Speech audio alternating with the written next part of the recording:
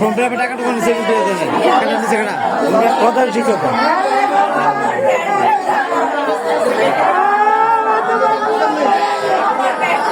সবাই পরীক্ষা দিতে দিবে আমাদের 10 বছরের ভবিষ্যৎ কিভাবে ফিরাই দিব এটা আমরা চাই। আর তো 6 জন আমরা আর কোনো বিচার আর ওনার কিভাবে বিচার করবো উনি যাতে দ্বিতীয় বার এরকম ভুল না করতে পারে ওনারে দেখে আরেকজন টিচার যাতে শিক্ষা পায় এরকম বিচার আমরা ওনার চাই। আমি ওনার ভাইও আছে এনের মধ্যে আছে রিয়াজুল স্যার ওনার বোনও আসছে ওনারা বলে ওনার সাথে কোনো কন্ট্যাক্ট নেই কেন থাকবে না ওনার বাসায় থাকলে থাকবে না কেন ওনার মেয়ে কেন পরীক্ষা হলে দিবার আমরা এখানে কেন দাঁড়ায় থাকবো আমাদের বলছে টিসি এনে দিব আর হচ্ছে রেজিস্ট্রেশনের জন্য ওনার স্কুলে মানে আমরা টিসি পাবো তো কথা হচ্ছে আমরা 10,000 টাকা করে দিচ্ছি সবাই কম বেশ দিচ্ছি মানে সবাই ক্লিয়ার করি নাই আমাদের কথা হচ্ছে অ্যাডমিন আমরা পাবো বাকি টাকা পূরণ করে দিব আর হচ্ছে আমরা ফুল 1 বছর ওনার স্কুলে ছিলাম ভালো করে 1 মাসও ক্লাস হয় নাই কিন্তু পুরো 1 বছর বেতন দিচ্ছি মার্চ পর্যন্ত বেতন উনি নিচ্ছি কালকে নিচ্ছি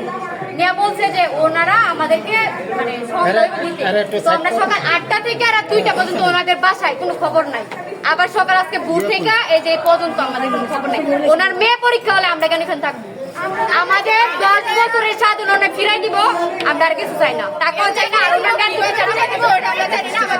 আমাদের রেজিস্ট্রেশন কার্ড নেই এই যে এটা আমাদের কোনো অ্যাডমিন দেয় নাই আমাদের অ্যাডমিন দেয় আগে স্কুলে এটা আগে স্কুলে এটা আমরা নিজে আনছি আমাদের উনি কিনে দেয় আমাদের টাকা দিয়ে উনি কিছুই করেন না কিছু করছে না আমরা আমাদের ভবিষ্যৎ ফেরত চাই আর ওনার ন্যায্য বিচার চাই পরীক্ষার জন্য আমরা পরীক্ষা দিতে চাই আর আমরা আজকে পরীক্ষা দিতে চাই থেকে আমি ডিজিটাল ক্লাসে ভর্তি হইলাম ভর্তি হওয়ার পরে আমাদের কাছ থেকে 5,000 টাকা নিচ্ছে না পরে উনি বলছে যে তোমাদের কোনো টেনশন নাই চিন্তা ভাবনা নাই এই টাকা দিয়ে সব কিছু হয়ে যাবে কিছুদিন পর উনি বলছে যে ফর্ম ফিল আপের জন্য 5,000 টাকা তারপর টিসি যে আমি ওই স্কুল থেকে আনবো ওই জন্য তোমাদের 10,000 টাকা দিতে হবে তখন আমরা ম্যানেজ করে সব কিছু দিই দেওয়ার পরে উনি আমাদেরকে বলতেছে সবকিছু হয়ে যাবে এরকম ওইরকম সব কত কিছু বুঝাচ্ছে মানে সবকিছু হবে তোমরা পরীক্ষার হলে বসতে পারবে তোমাদের কোনো টেনশন নাই আমরা কালকে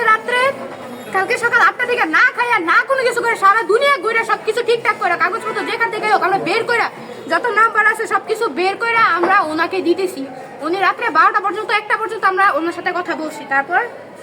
2টা বাজে আমরা সবাই যাদের বাড়িতে তো একটা সমস্যা আছে এখন কি বাসায় আমাদের আসতে হবে না আমরা রাতে বাসায় আসছি